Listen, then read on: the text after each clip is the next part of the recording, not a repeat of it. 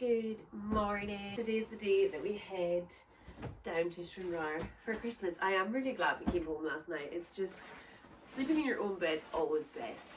And I definitely was like starting to have a really good time, and I probably would have ended up overdoing it because I still am like recovering a bit from being a bit ill, and I probably would have taken it too far if I didn't leave because like the tunes had started. So as much as I was really sad to leave, I'm glad we did when we did. I'm now doing my absolute favourite thing, which is do as much washing as possible before heading away for a few days, so you don't need to be around for the drying process of the washing. Come home and it's drying, you don't have to live in the house for the time that the washing is drying. I just feel like I've hacked the system when I do this. So it's 9:30, we're leaving at 12:30, so here's hoping I can get 2 washes done before we leave. I just went into a mad frenzy of getting the house ready for going away and forgot I meant to be a vlogger. So we have the stuff ready. This is all that needs to go with us. That's not even Lee's stuff actually, that's presents, Nuala's stuff and my stuff. I have made the bed, which is a new combo of bedding. Quite love it. It'll be so nice to come back to a fresh bed, and that was the bed that I was like ill in, so really happy to get that changed before we go away. I've also just emptied the bins, I've done the dishes, made more to do because I then cleaned out the fridge.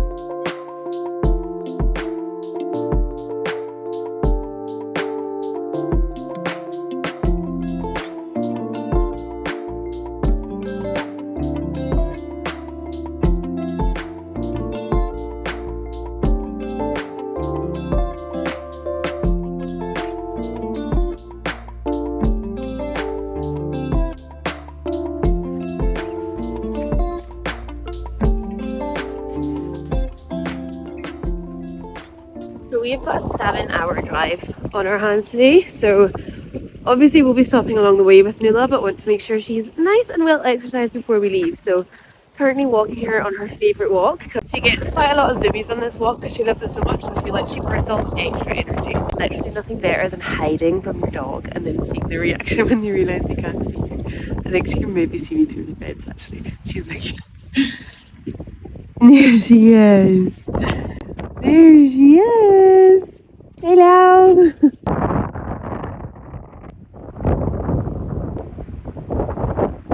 Pizza delivery man! Lee has once again brought home some pizza for lunch. Where he works has a pizza restaurant, so he's just left work to come pick me up for us to then head down the road. So I picked us up a pizza for lunch. We're going to share this though, and I can't wait because I'm pretty peckish. Yum. So before we head off, it's time for the final opening of the Gilmore Girls calendar. I'm not going to take it down the road with me because the haul is already full of stuff that we're taking. So we missed last night. What was last night? I live in 2 worlds. One is a world of books. That's meant to be a bookmark, I guess. Where's 23? Oh, this big long one.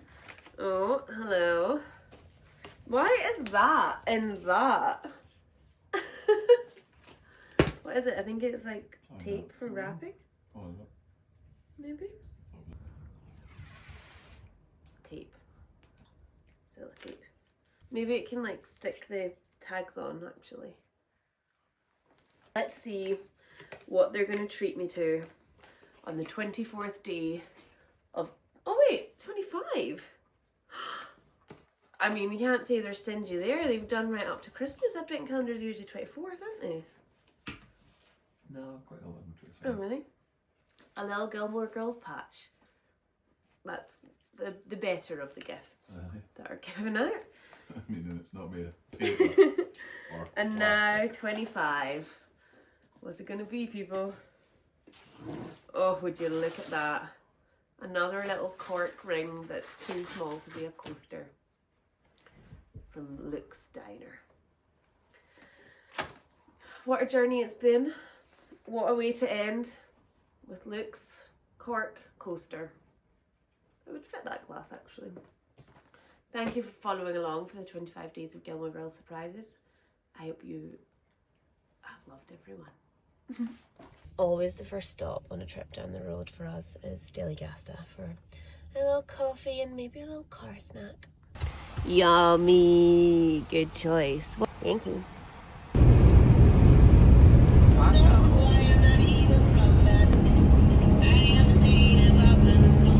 We have reached Fort William, which means it's time for a little treat of a supermarket. We're heading into the M&S food hall. It's always nice to make it out of a supermarket alive when you go a few days before Christmas.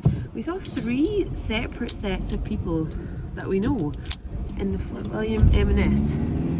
What are the chances? How funny that like Home Bargains is just backed onto the tallest mountain in the whole of the UK. I got myself a little car snack. I got some falafels and hummus. And what else did we get? Mum needed some extra stuffing. Some You can't go to M&S without getting Pepsi Pigs. You can't go to M&S without getting Pepsi Pigs, and we also got some nibbles and some non-alcoholic drinks. So, oh, and I got extra strength strepsils because poor Lee is having to suffer me coughing the whole way down the road. It's not too early. It's poor Caroline, you're right. Yeah, it's 3:30. We're in Fort William. How long till Glasgow? 3 hours. 3? We'll be in Glasgow at 6:30. So that's the update on the driving home for Christmas. Lee and I have lots of little fun games that we play in the car.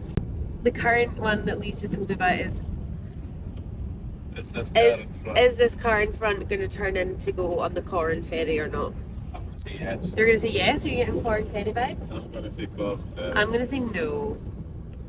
So time will tell. It's a no.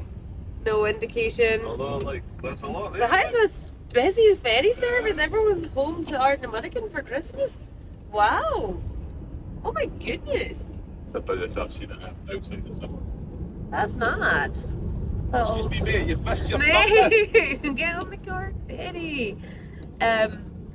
What are some other ones we play? Goats, yes. Goats or no goats, driving through Candale. I feel like we talk about that one a lot. But yes, as to whether we'd see the goats or not. But you're annoying, like... How many dogs in the dog park? You don't really let us vote the same thing for goats or no goats. You always make us...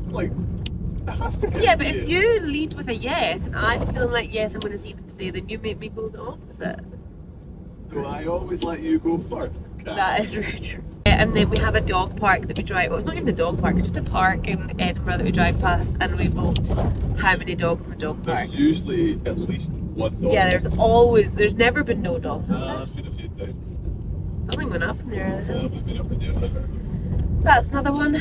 There's definitely other ones we play. We sometimes make little words out of number plates. So in front of us we've got KUC, not words, sentences. So this would be... Kentucky under... Clinton. I'm gonna go... King...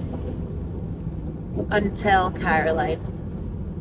They never make too much sense, but it gives us a little bit of entertainment. I feel like we have other ones too. You love a little...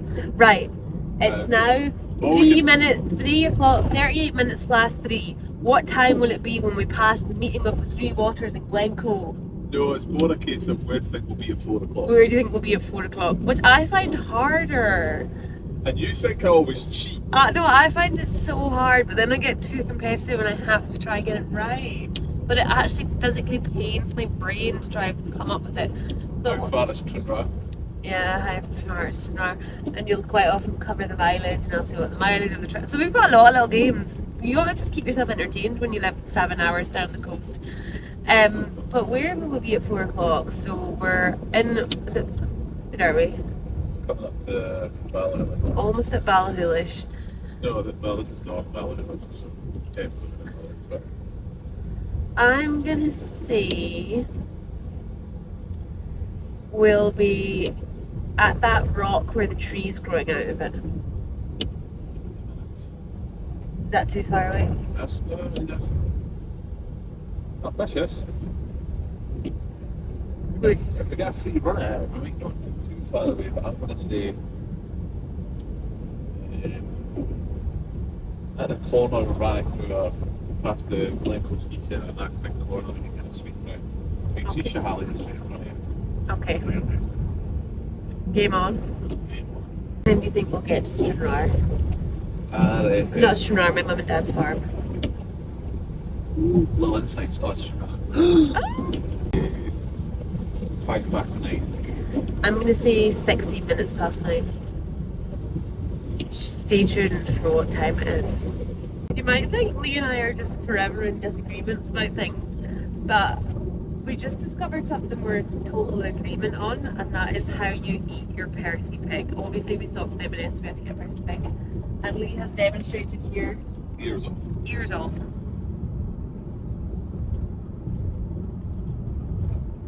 Anyway, we're just driving through Glencoe just now. It's very misty, but it's. Will you give it that voice another week over? Yeah. As some of you guys know, Lee and I met because we were tour guides together. We used to be tour guides, and we used to, as we drove the bus, we told stories. So we would drive through Glencoe and tell the story of the massacre of Glencoe. I'm going to see if I can remember it. It was all so solid in my brain, but the less you practice it, the more the stories kind of disappear. But you can interject if I get it wrong. So, the Massacre of Glencoe, if you didn't know, is what inspired the Red Wedding in Game of Thrones. So if you don't want to listen to a sad story, skip this part. But it's an important historic event that shaped the future of Scotland, kind of. So, it was in the time of the Jacobite uprisings. I'm so rusty. I don't even know how to begin this story now. I used to just, it all flowed so well, and now I'm like, where do we even start? So, we're in the time of Jacobite uprisings, and William of Orange has just come into the throne.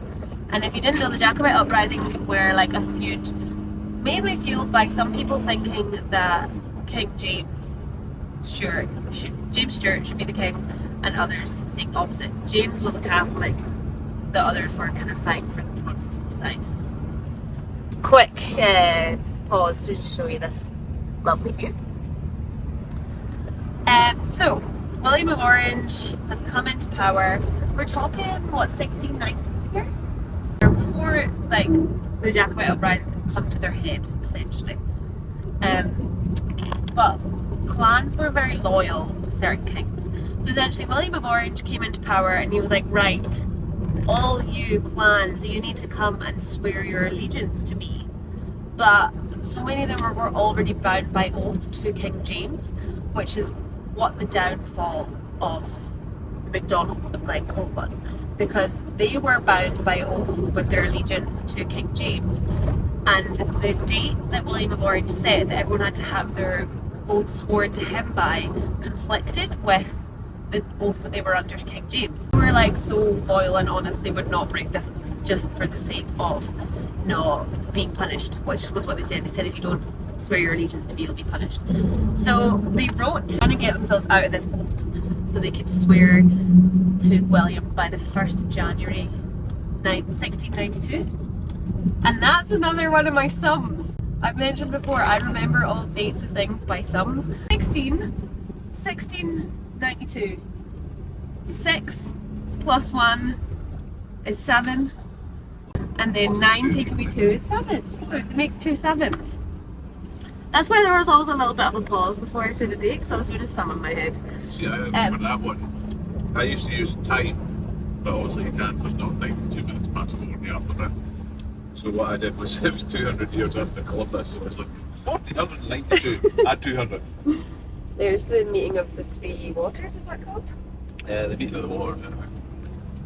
So, the McDonald's were like trying to get out of this oath, and essentially by the time that they got out of the oath, and with the time of year, with the weather, and where they had to go, they thought they had to go to Inverary, but the guy accidentally went to somewhere else. No, he went to Inverlochie. He went to Inverlochie when he was meant to go. Was it another way around? He went to the wrong place essentially, so that put him behind again. And he was like 6 days late, I think. I think it was like the 6th of January by the time he swore. Yeah. So he went, he swore his oath and thought it was fine. But they were looking to make an example of someone, and McDonald's were going to be the people that were to do this. And the McDonald's and the Campbells, who are the other clan that were involved in this, they were like a general feuding clan, but it's kind of deeper than that. It's a lot, like there's more like tones of like trying to like, I don't know, there was this new power and trying to keep the clans in line. So interestingly, where I'm from in Stranraer, there is a family called the Earl of Skye. Actually, the first Earl of Skye, their surname's Donnerton, was the first. He was the one that ordered the massacre of Glencoe, which is kind of insane. So essentially, he was a big part to play in this, and I don't know if it was him that was like at this stage, but essentially the Campbells were called upon to undergo this plot of coming to the McDonald's of Glencoe and carrying out this massacre. So I think the Campbells arrived in Glencoe under the kind of guise of coming to collect taxes, and as with Highland hospitality, like the McDonald's welcomed the Campbells into their home, housed them, fed them for like a few days. They arrived on the 1st of February 1692. Oh, and then the massacre was the 13th, so they were there. The orders came through on the 13th. So they were there for 2 weeks being fed and watered and looked after by the Dancing with McDonald's. them, sharing stories, Yeah. drinking together. And then the order to carry out the massacre to kill, leave none alive, everyone under 70 years old, including women and children. Kill them all. And the numbers of who were actually massacred were big, but the numbers of who fled the home and fled into the hills and died from exposure like increases the tally loads, because they fled into like this is where they fled to. They ran into the hills and just trying to get away from this, but they died in the end anyway from exposure. So 96 died in total, and it was Friday the 13th of February in 1692. And it was really harrowing, because that law of hospitality was like, even if you were the worst rivals, if you were under the roof of another clan, blood should not ever be shed, and there should never be anything like that that happens. So it was like the biggest blow to like clan honour and what they stood for to do that. It was interesting as well, because I was to try and just completely finish off the Jacobites. But what I actually did was, because it was so bad, that it actually raised the Jacobites. Yeah, it fueled them even more, because it was just so awful. The first Jacobite uprising was in 1689 in Killiecrankie, and then it was So that was just what? the Battle of Dunkeld later that year. That was before. Yeah. And that's where it came about. Oh, so that was them trying to dampen it at the You start. need to pledge allegiance to King William. Then when was the Battle of Glencoe? 1750 was the next Jacobite uprising, and the Battle of Sheriff-Muir. Sheriff-Muir. But that was just just faced off on a battlefield, and then no orders came through to do anything, and eventually just went home. And then the Glencoe was 1718, which involved the Spanish. Oh, also it's 4 o'clock. Is this the bend you thought we'd be at? Nah. We both got it wrong for where we thought we'd be at 4 o'clock. Traffic's not helped at all. So, and then there's a like pub in Glencoe that there's a sign above the door that says no camels allowed. It says no hawkers and no camels. No hawkers and no camels. And yeah, it's a big feud, but it's like, I mean, my clan is McDonald, the McQuiston is sept of the McDonald clan, and then one of my absolute best friends is a Campbell. So it's like, it's not actually like a thing that you would ever hold against someone, but it's a pretty... There's a reference in The Simpsons. Is there? There's a reference in The Simpsons to everything. So there's a little tour guiding story we used to tell, and I love telling stories, you can maybe tell. And I used to have ways that I wound lots of different little things in, and I had songs that I played that led me up to telling that story. And I would always be playing Highland Cathedral and then go into telling the Massacre of Glencoe story. It's the song of Massacre of Glencoe by the chorus. Yeah. But it's all about like drumming up emotion in people, and people would, after listening to Highland Cathedral, they'd be a bit like, their emotions would be heightened, so then telling a really dramatic story, and then coming into Glencoe, and everyone just got like, felt really passionate. Oh, there's the police. I don't know why I'm like, oh, I better stop recording. The police arrest me for vlogging. So yeah, that's that. So we're just coming through Rannickmore now, which is, I used to say it was the largest expansive uninhabited. Largest expansive moorland in Europe. Uninhabited moorland in Europe, apparently. I just don't think that's true though. But it's very much like the There's lots of words in it. Because of moorland. There is huge uninhabited spaces, but because you say moorland. Okay. It's just such like a boggy, peaty moorland that the road's always like super bumpy because it's just built on like marsh. So it's, yeah, Stunning. it's a cool drive. It's pretty quiet to steep, but still just super atmospheric. Cool. We're just walking Nuala. I've got my glamorous lighting assistant because it's dark, but we've walked to the Falls of Fallick, which is very beautiful. So we've stopped in Girvan before I go in the play park. Nuala! Nuala's trying to stop this thing. You got it! Have you got it? Have you got it?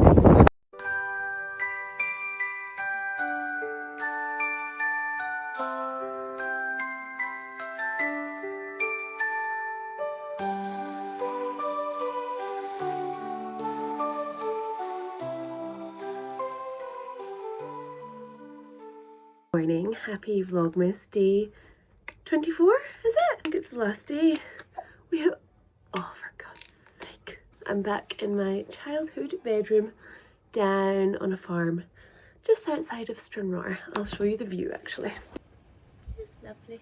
So we're actually about to head into Stranraer because my dad always does his Christmas shopping for my mum on Christmas Eve, and we always go in with him, and we're just also gonna get a few bits for Christmas dinner tomorrow, just the last wee bits that have maybe been forgotten.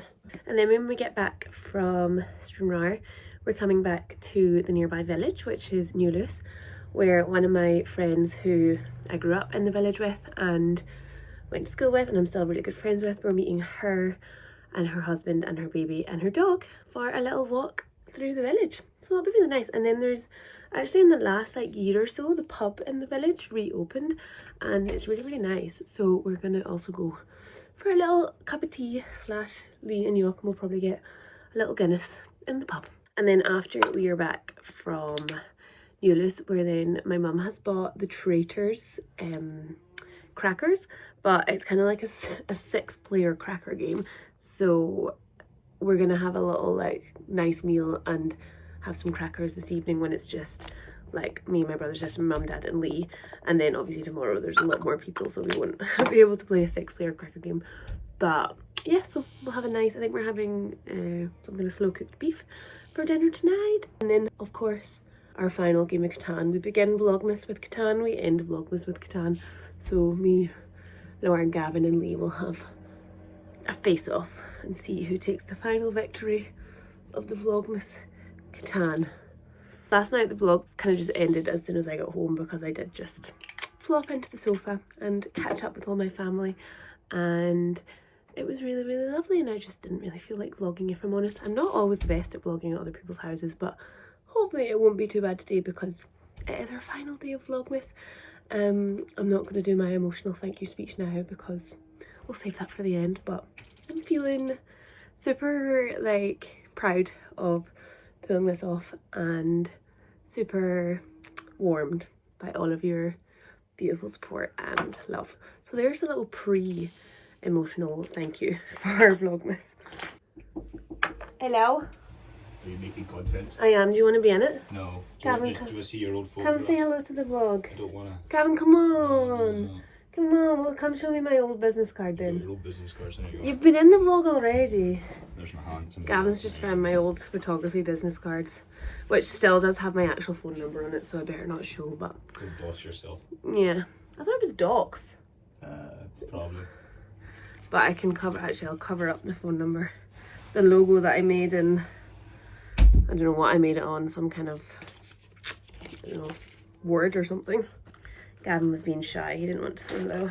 I'm kind of like in a stage where I'm not loving wearing mascara, so I might put a tiny bit on, but time to head into Stranraer.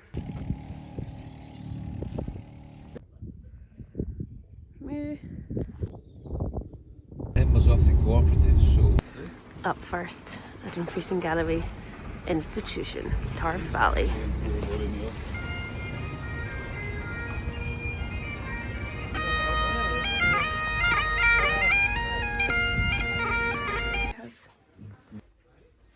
So we had a successful trip to Stranraer. Two hilarious things happened when we were trying to buy my mum a present. The first one was that my dad's card got declined for suspicious activity because he used it twice. Because he never ever goes shopping with his card, and it freaked out because it was used twice in a row. And then when it was like he was on his phone trying to sort it and approve the payment, the woman on the till was like, "Oh Neil, do you want me to just pay for it and then you can transfer me the money?" And that's just the most like small town cute little thing, I think.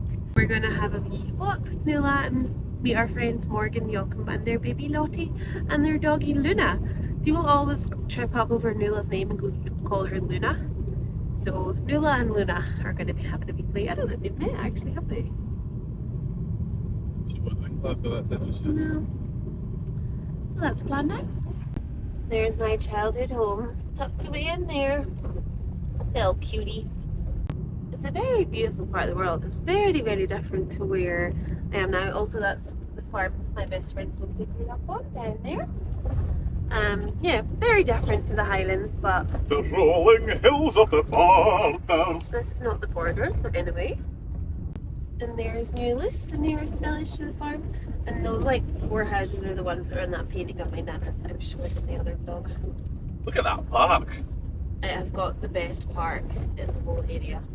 I believe that building used to be the school. So that's where my dad went to school. Here's the little main street of the village. Very, very cute. My nana also painted this house and we have a painting of it. This is where I went to Sunday school and this is where I went to church. I built these toadstools as part of a community art project when I was a kid. Coming to check up on them. Lol. Aren't they lovely?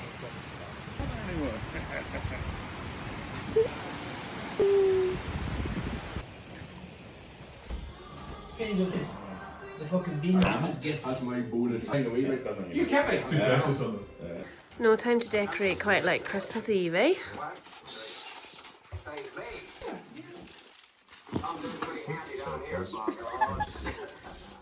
That's content, that's content. What's going on around here? So that's top side and that's brisket. Oh, yummy. Straight in. Yummy. Wasn't it all trying to get Yummy. That's how it works, is it? Oh, Lauren, I'll come to you after. Oh, card spelling. Hey, gang. Hey, gang. No, that's not Look, this is so That's the funny. thumbnail. You are just like surrounded by sheep right now. That is funny. Which is your favourite guy? You know what? Who we got? We got Isbar, not Duchess. Egypt, that's a good name. Conga. I think I've got a soft spot for Louis Lou, who's on the wall to the I think left. Castro's up there now. You Castro can't is the Castro's. I was going on for the switch with, I think. even- Castro's up there, but I don't think it's the record one, eh? Yeah. We've Castro's the better. just had a lovely dinner and now we played traitors. In the first round, Lauren was the traitor. And in the second round, I was the traitor. And both of us won. Victorious, but now Masters of Deception. Down to the on real. to what I think might need to be the new Christmas tradition, a game of Catan. Gavin, what's your predictions from this board? Terrible. Terrible all in all. I don't want to talk too much through it, Carlin, to be honest. True, because yeah. We start to give away things away in this. We've already discussed recently at dinner that we just cannot trust any member in our family. As was evidenced when I was murdered brutally by my sister. Sorry about that. Probably twice. Don't know. No, I killed. I can't remember. I think I killed Lee. So. So And he's- basically, there's yeah. bad blood at the table already, and not a dice has been thrown. So It was quite good playing the game though, because I knew I was going to come at least third last because your mum and dad were going to kill each other off straight away. it seems to be a Yeah, common mum theme and dad with, just suddenly started just turning on each other and just killed each other in the beginning. And as a Watch out, traitor, it was things. brilliant. You could just sit quietly and see them self-destruct. So Very amusing. Lauren also makes summer pudding every year. So also you get told quite often you look like Nigella Lawson, don't you? I do. I don't look like Nigella Lawson right You now. do. so I kind of look like You look shit. gorgeous. Thank you. Mm, Just a good. little bit unwashed and interesting. So, summer pudding is a wartime food because it's like really, really, really cheap. So literally all you do is you get like a ton of white bread, take the crusts off, feed the crust to the birds. And then you get like summer fruits and you boil them up with sugar. Exhibit A. So you boil them up with sugar, and what you do is you you take the bread and soak it in the fruits, and then this bowl will be repurposed to be like a bowl of bread, and then you pour the fruits into it, and then put like a lid on it, turn it upside down, and refrigerate it. It sounds Gorgeous. so horrible, but it is so delicious. It's and bread like, and fruit. it's bread and fruit, and like it's so. I had it. I can't remember when I had it. It was like in a magazine, and I just like forced mum to make it for us. Like I was like, please, like I need this. Like please make this for me. I would be about 7. And ever since I've made it every year for Christmas, and I'm the only one that eats it. And I love it. It tastes like Christmas to me. Like when we used to go to the watch night service, like we'd go to church and then we'd come back from church and I'd be like, right, gonna make my summer pudding now. And I still do it. It's so tasty. Like I can't sell it well because it does sound disgusting, but like, and I don't know, it's just like a cheap and effective pudding. So It's would great. recommend. And as someone who, as we have figured, it just feels wrong if I know to eat it now. It's there for you. I know. I remember Uncle John went to eat it once. I was like, dude. Excuse me? That's Lauren's pudding. I would feel wrong if it weren't there. Yeah. Even when we don't eat it, it'd feel wrong if it weren't there. So. I'm just one of those people that like I just if I like something, like I don't like things a normal amount. Like I like things in a huge way and like very specifically. So like this is just my pudding as well. Anyone else have summer pudding at Christmas? Hello, hope you all had the absolute best Christmas. Obviously this is my first year doing Vlogmas, and when it rolled around, the thought of needing to like be editing and uploading, it just made me feel really in work mode and not in present with my family, enjoying every moment mode. And I was only home for 3 nights, so it was a real flying visit, and it just, when it came to it, it just didn't feel right to upload Vlogmas. So I'm sorry these 2 days have come a little bit later, but I thought that was us back in our Sunday routine now, although I may take a break next Sunday just because we're still in this kind of like New Year Christmas period. But we're back on track with our Sunday uploads. So I thought I'd just quickly show you a couple of the things I got for Christmas. I had an amazing Christmas. It was so lovely. It was pretty busy but super lovely, and we had lots of games of Catan. We had the funniest game of Catan we've ever had. Like my sides were splitting and my brother and sister are just so happy that I brought Katana into their life, so I feel like my purpose in life has been fulfilled. My main present from my mum and dad was these lovely black Blundstone boots. The boots I wear like every day are the brown Blundstones, and now I have the black pair, which I really was needing a pair of black boots. I was quite often putting outfits together and then I needed a nice black boot to wear with it, and I didn't have that. I'm gonna try keep these for like, I mean, I don't mean for good, but like I trudge through bogs and walk up hills in my brown Blundstones. Probably won't be as rough and ready with these ones, but they are very practical boots, so I'm not going to limit how much I use them. He also got me, actually I can bring it through and show you. This feels like really strange, but he got me a dressmaker's dummy. Essentially I had sent him my 30 before 30 list, and on it it says that I want to sew a dress. So that's what this is going to help with. And I also have just been yarn shopping today, so that might help with that. I don't know if you use a dressmaker's dummy for knitting, but that will be great. I do want to make more of my clothes. I want to be better at really, I learned a few basics of sewing last year, but I want to proper throw myself into it and achieve some really great things. So this should really help with that. And from my brother and sister, I got like an assortment of antique things. It was just a haul of lovely little things that just were so nice because it just showed how much they really know me. So I got this like antique perfumes couture. I bought way more perfume this year than I ever have. I've been trying to find like signature scents and also just what kind of scents I really like. And obviously I really like antiques, so that's very cool. And I also remember my mum used to have an antique perfume bottle in her room, and I used to always make potions and perfumes in it. I remember one year I put water and pine needles into it because I just loved the smell of the Christmas tree, and I gave that to my mum as her Christmas present, and I was really proud of it, and I don't think she ever used it, but that made me think of that and I just love it. Also got me the little book of Higgy, which is super lovely cozy coffee table book with loads of lovely little nuggets in there. They also got me, like I said, it's random but very like personable, period pain tens machine, so that's also brilliant. One thing that Lee got me is one of these yarn spinners, and I told Kirsty from Shell's Dear Yarn, we were just in her shop this afternoon, that he got me this for Christmas. He was like, oh, did he get you the other part that the ball actually winds onto? And I was like, oh, I don't think so. So she gave me an extra one that she had lying around, so now I can spin my yarn, which is good because I have a lot of horrible tangled balls of yarn in my knitting drawer, which Lee has spent a very long time trying to untangle but not got very far. Oh, I also got this hat, which when I saw it I was like, that's a bit rogue, like I don't know if I'll wear that, but it's a bit like my earmuffs I guess, but I actually do really like it, and it's quite tight on my head, which is nice, and like it's a comforting feeling. I quite like it. And stockings are usually just little chocolatey bits, a professional nail file set, some Aran aromatics. Lee also got me a little brooch, which I feel like brooches are such a nice, like, I don't know, I feel like they're a really like put together looking accessory. So a little birdie brooch. And chocolate coins, obviously. I've actually not eaten any of my Christmas chocolate yet. Lee also got me a hat as well. I don't really know where it is currently, but he did get me it. He also got me a notebook, a beauty blender, a pen from my mum and dad's shop. My mum and dad and then Lee separately made me a stocking. My mum always puts a mascara in our stocking. It's like a tradition.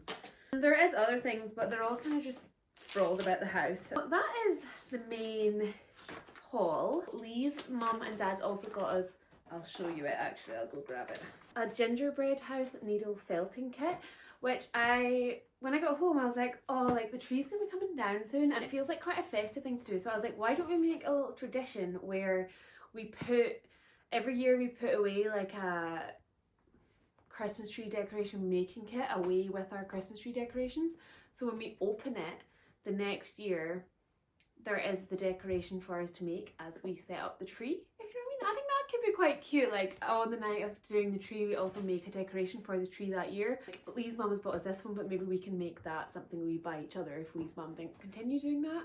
I think that could be really nice, so that is going to go away with the Christmas tree decorations for next year. I've also just seen this one sitting there. This one was also from my mum and dad. It's That Sound Game, a noisy game for weird people.